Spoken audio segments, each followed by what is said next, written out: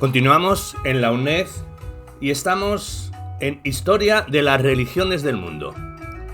Vamos a hablar de las religiones de los pueblos del Cáucaso. El Cáucaso pertenecía antaño a la zona de influencia de las altas civilizaciones del Oriente y una parte de los pueblos caucásicos, los antepasados de los armenios, georgianos y azerbaiyanos, ya en la antigüedad tuvieron sus estados y una cultura elevada. Pero en algunas regiones, especialmente en las altas montañas del Cáucaso, hasta la implantación del poder soviético, se conservaban rasgos muy arcaicos de estructura económica y social con vestigios de relaciones patriarcal-clánicas y patriarcal-feudales. Esta circunstancia se reflejó en la vida religiosa, aun cuando ya desde los siglos IV al VI se difundió el cristianismo, simultáneamente con el desarrollo de las relaciones feudales, y desde los siglos VII y VIII el islamismo. Y formalmente todos los pueblos caucásicos eran considerados cristianos o musulmanes pese a todo.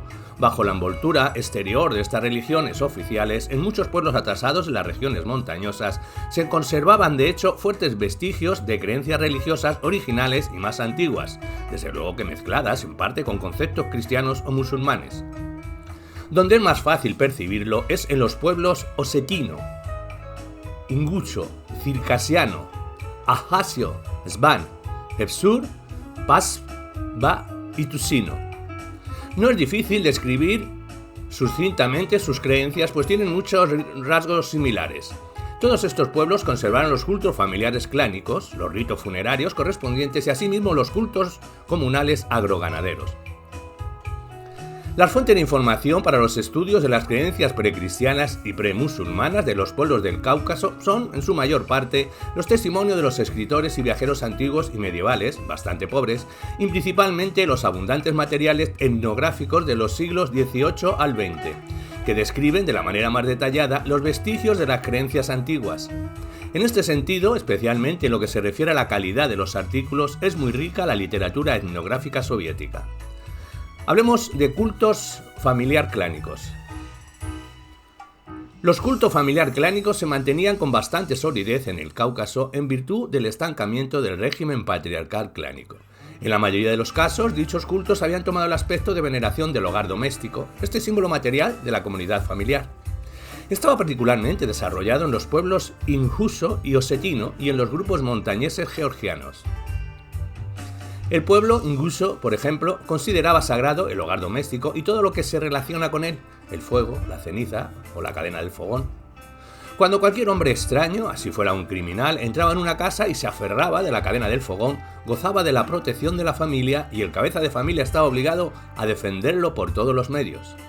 Era una singular interpretación religiosa de la famosa hospitalidad de los pueblos cáucasos.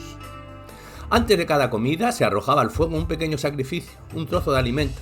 Pero al parecer no existía la personificación del hogar o del fuego, a diferencia de las creencias de los pueblos siberianos.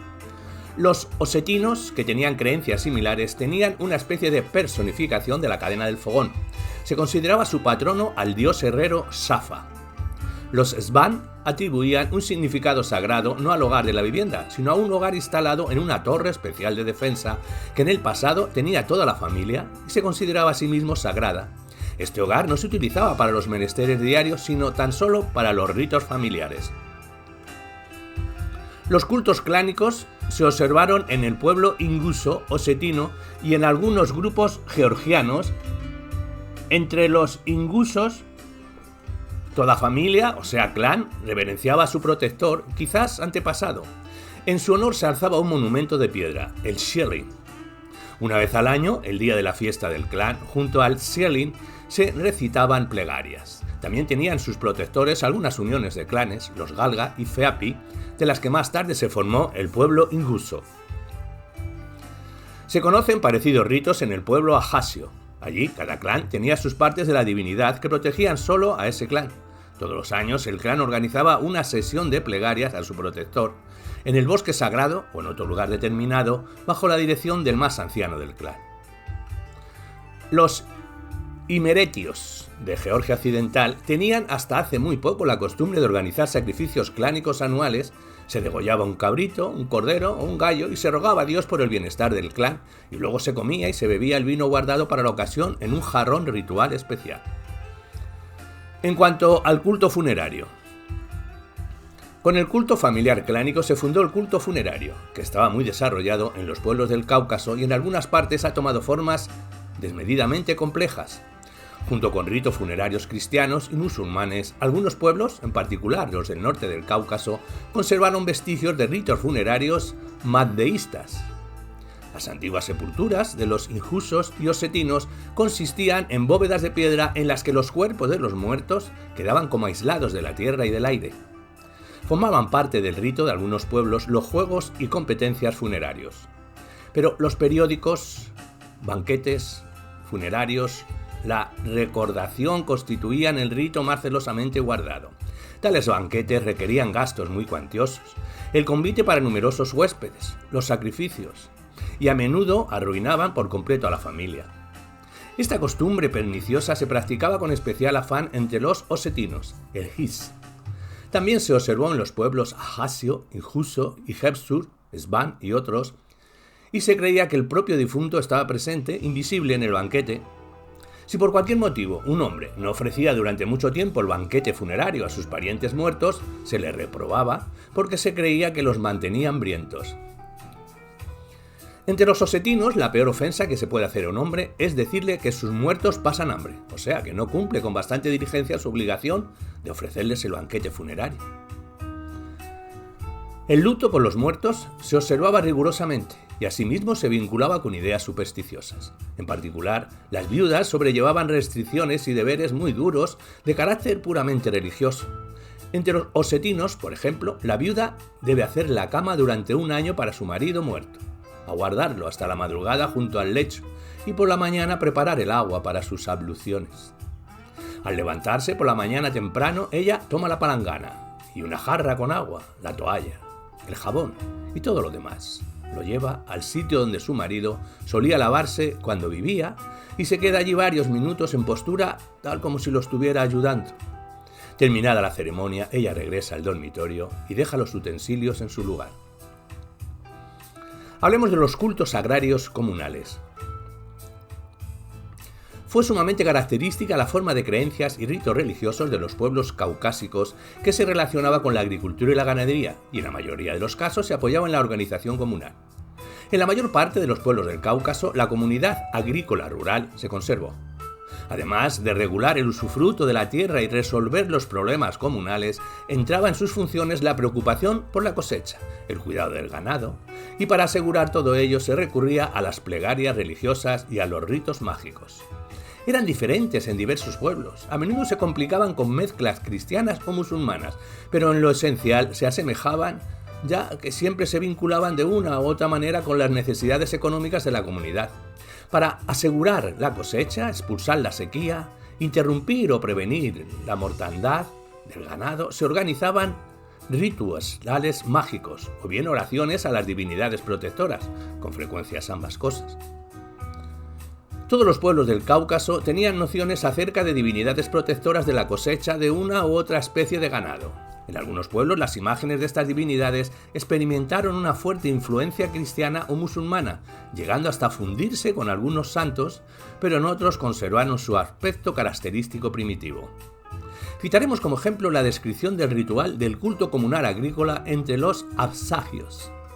Los pobladores del caserío, Atsuta, organizaban cada primavera, un domingo de mayo o principio de junio, una singular oración agraria que se denominaba oración Atsu, Atsu-Nigea. Los hombres hacían una colecta para comprar corderos o vacas y vino. Dicho sea de paso, ningún pastor se negaba a entregar para la plegaria colectiva su mejor cabrito o cordero en el caso de necesidad, aunque era costumbre usar a los corderos para el sacrificio. Además, cada din, o sea, cada casa, tenía el deber de llevar mijo cocido, el gomi, al lugar señalado que se consideraba sagrado por tradición. Allí se sacrificaba a los animales y se asaba la carne. Luego se elegía al anciano más respetado de la aldea, al que le entregaban una varilla con el corazón y el hígado del animal clavados en ella y un vaso de vino. El anciano se colocaba a la cabeza de los suplicantes, se volvía hacia el oriente y pronunciaba la siguiente plegaria: Dios de las fuerzas celestiales, apiádate de nosotros y envíanos tu misericordia. Otorga felicidad a la tierra, para que nosotros, nuestras mujeres y nuestros hijos no conozcamos hambre, frío ni pena. Enseguida cortaba trozos del hígado y del corazón, los rociaba con vino y los arrojaba a un lado, después de lo cual todos se sentaban en círculo, se deseaban felicidad mutuamente y se ponían a beber y a comer.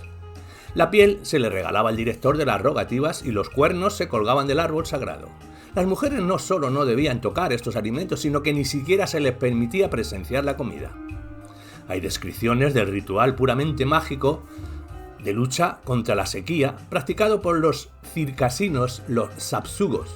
Uno de los procedimientos para hacer llover durante la sequía consistía en que todos los hombres de la aldea iban a la tumba de uno que murió por un rayo, la tumba de piedra, considerada santuario animal, junto con los árboles que la rodean. Y entre los participantes del rito necesariamente debía estar un miembro del clan al que pertenecía el difunto. Llegados al lugar, se tomaban todos de las manos y danzaban al son de cantos rituales, descalzos y sin gorras, en torno de la tumba. Luego, el pariente del difunto alzaba un pan y en nombre de todos los presentes dirigía a éste el ruego de enviarles lluvia. Terminada la plegaria, tomaba una piedra de la tumba y todos los partícipes del rito iban al río. Una vez allí, sumergían en el agua la piedra, atada con una soga, bajando al otro extremo de esta a un árbol, luego de lo cual todo el mundo se metía en el río con toda la vestimenta. Los sapsugos creían que este rito atraía la lluvia. 3 días más tarde había que sacar del río la piedra y devolverla a su lugar. Según creencia tradicional, de no hacerlo, llovería sin cesar y toda la tierra se inundaría. Otro de los procedimientos mágicos para atraer la lluvia, muy característico, radica en pasear una muñeca hecha de una pala de madera, vestida con traje de mujer. Las muchachas jóvenes llevaban esta muñeca llamada Hasse-Wasse, princesa pala, por toda la aldea. Junto a cada casa le echaban agua encima y por último la tiraban al río. Solamente mujeres ejecutaban el rito y si se encontraban por casualidad con un hombre, lo agarraban y lo tiraban también al río. 3 días más tarde extraían del agua la muñeca, la desvestían y rompían. Ritos semejantes con una muñeca se han observado asimismo entre los georgianos. También practicaban estos el ritual de arar, la lluvia. Las muchachas arrastraban el arado por el fondo del río. Para hacer cesar una lluvia demasiado prolongada, se araba de la misma manera una franja de tierra en torno de la aldea. Hablemos de las divinidades. La mayoría de las divinidades cuyos nombres se conservan en las creencias de los pueblos del Cáucaso se vinculan directa o indirectamente con la agricultura o ganadería. Existen además divinidades protectoras de la caza. Los osetinos tienen, por ejemplo, especial veneración por los siguientes dioses, en cuyas figuras se incorporan rasgos y hasta nombres cristianos. Huatzila, es decir, San Elías, protector de la agricultura y ganadería que envía la lluvia y la tempestad. Falbar, protector de las ovejas. Tuti, el pastor de los lobos que les permite matar a las ovejas. Absati, la divinidad de los animales salvajes, protector de los cazadores. Las principales divinidades de los cristianos eran Sible, la divinidad del rayo. La muerte causada por el rayo se consideraba honrosa al hombre fulminado por un rayo que no se le debía llorar y su tumba era sagrada. Soserech, protector de la agricultura y dios de la fertilidad. Emiris, protector de las ovejas. Ajín, protector del ganado vacuno. Merien, protectora de la agricultura. El nombre procede evidentemente de la Virgen María. Mejit, divinidad del bosque y protector de los cazadores. Tleps, protector de los herreros. Y Tiasjo, supremo dios del cielo. Figura bastante opaca, su culto es casi inexistente. Los lugares más importantes en la religión ajasia los ocupaban la diosa Daha, protectora de la agricultura, Aitar, creador de los animales domésticos y dios de la procreación, Air y Azbeipsa, divinidades cazadoras, protectoras de bosques y animales salvajes, y Afi, el dios del rayo, análogo a Sible, el circasino. Desde luego las imágenes de estas divinidades eran por lo general complejas y les atribuían a menudo funciones muy poco delimitadas. Estas eran las divinidades más conocidas de todo el pueblo, aun cuando su veneración tomaba con frecuencia la forma de culto comunal. Pero además de estas divinidades, protectoras puramente locales, cada comunidad poseía una propia. A veces es difícil diferenciarlas de los patronos del clan, pues en ciertos pueblos del Cáucaso la comunidad campesina no se libró todavía del todo de su envoltura clánica. En cuanto a los santuarios, diremos que el culto de los protectores locales, comunales, solía estar ligado a los santuarios locales, donde se celebraban los ritos. En Osetia se llamaban duar. Se trataba por lo general de un viejo edificio, a veces una iglesia cristiana en desuso, otras veces simplemente de un grupo de árboles sagrados. Estaba adscrito a cada santuario un sacerdote comunal, electo o hereditario, el duaziak, quien dirigía la práctica ritual. Los injusos tenían santuarios comunales, elgiz, edificios especiales por lo general.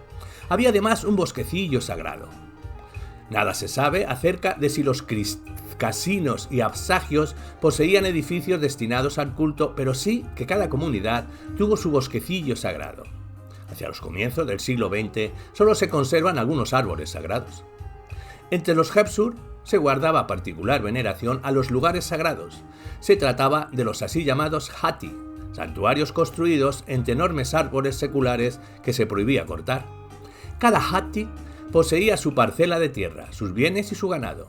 Los beneficios que producían la tierra y el ganado se destinaban íntegramente a las necesidades del culto, o sea, a la celebración de ritos y fiestas. Administraban los bienes y dirigían los ritos unos sacerdotes electos, los husi, o dasturi o decanosi, quienes gozaban de enorme influencia social y se los obedecía incluso en asuntos que no concernían a la religión. Hablemos del culto de los herreros. Entre los montañeses del Cáucaso se conservaban vestigios de cultos profesionales y artesanales, en particular el culto vinculado con el oficio de herrería, tal como sabemos ocurría entre los pueblos de Siberia y en África. Los circasinos reverenciaban al dios de los herreros, Tlepsa. Al herrero, a la herrería, al hierro se le atribuían cualidades sobrenaturales y sobre todo la capacidad de curar mágicamente a enfermos y heridos.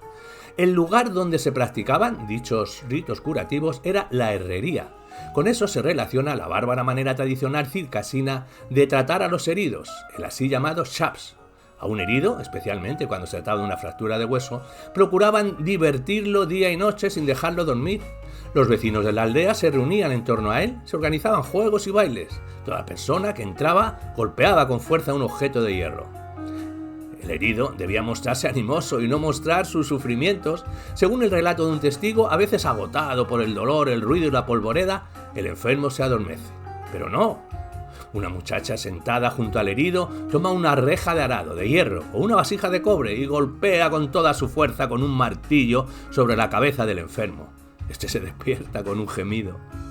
Los absagios practicaban un culto análogo del dios de los herreros Sabba. Conservan asimismo vestigios de veneración de la diosa Erich, protectora del tejido y otras labores femeninas. Se sabe poco de otros cultos relacionados con trabajos domésticos de las mujeres. Todos los pueblos del Cáucaso atribuían al hierro la significación mágica de amuleto protector. Por ejemplo, es conocida la costumbre de hacer caminar a los recién casados bajo unos sables cruzados. Hablemos de vestigios del xamanismo. Junto a los cultos agrario-ganaderos, familiares, clánicos y comunales que acabamos de describir, se puede descubrir en las creencias de los pueblos caucásicos supervivencias de las formas más arcaicas de religión, entre ellas el xamanismo. Los Hepsur tenían, además de los habituales sacerdotes comunales, los dasturi, también a profetas, los kadagi. Se trata de anormales, nerviosos, sujetos a ataques o bien de hombres que saben imitarlos diestramente. Tanto hombres como mujeres podían ser kadagi. Durante la fiesta religiosa, con preferencia en la mañana del Año Nuevo, un Hepsur, cualquiera, se ponía a temblar. Pierde la memoria, delira, grita y con ello hace entender al pueblo que el propio santo lo escogió para que lo sirviera. Entonces el pueblo lo considera un kadagi.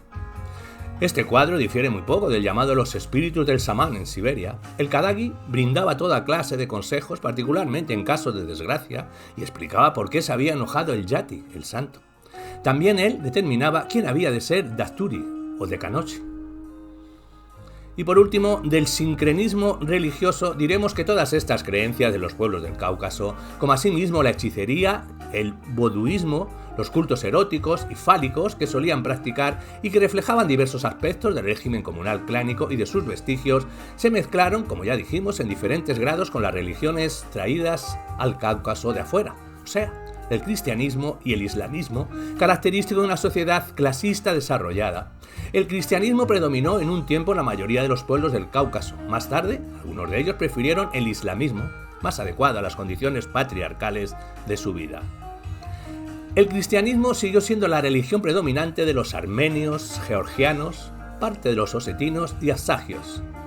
El islamismo se arraigó entre los azerbaiyanos, los pueblos del Dagestán, los chechenos, engusos, los kabardinos y circasianos, parte de los osetinos y asagios, y un pequeño grupo de georgianos, los atares e ingilois.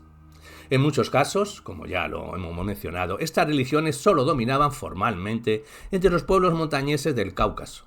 En cambio, en aquellos pueblos donde se había estructurado formas más estables y desarrolladas de relaciones clasistas, armenios, georgianos, azerbaiyanos, las creencias primitivas se conservaron solo en forma de débiles vestigios, al igual que sucedió, por ejemplo, a los pueblos de Europa Occidental. Fueron como elaboradas por el cristianismo o el islamismo y se fusionaron con estas religiones. En la actualidad, la mayor parte de la población del Cáucaso se ha emancipado del yugo de las ideas religiosas. La mayor parte de los antiguos ritos y tradiciones religiosas han sido abandonados y olvidados.